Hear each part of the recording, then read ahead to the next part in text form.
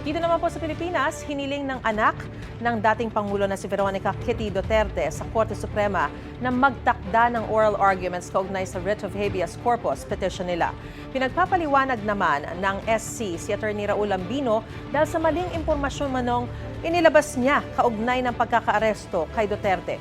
May unang balita si Salima Refran. Yung impormasyon natin ay binuhat siya. Ang inihayag ng senatorial candidate na si Raul Lambino ilang oras matapos arestuhin noong March 11, si dating Pangulong Rodrigo Duterte, iniimbestigahan ngayon ng Korte Suprema. Ito, magandang balita yung ating natanggap na granted yung PRO ng Supreme Court na hindi kailangan ilabas si PRRD. Katatanggap lang namin yung advisory sa Supreme Court.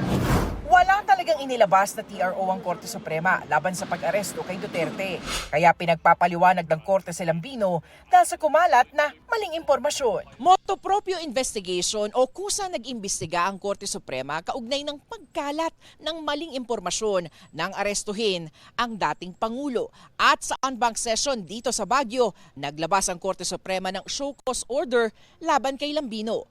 At may 10 araw siya para sagutin ito.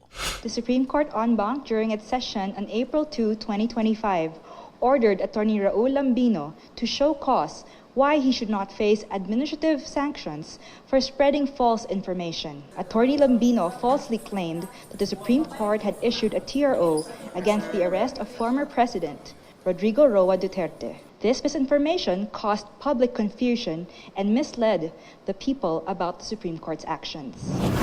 Ayon kay Lambino, hindi pa niya natatanggap ang show cause order na kanyaan niyang sasagutin. Pero ngayon pa lang, nilinaw niyang wala siyang intensyong magpakalat ng peking balita at maling impormasyon. Samantala, naghain ang kampo ni Kitty Duterte ng mosyón para magtakda na ng oral arguments para sa hiling niya at ng mga kuya na ibalik sa bansa at iharap sa kanila ang ama.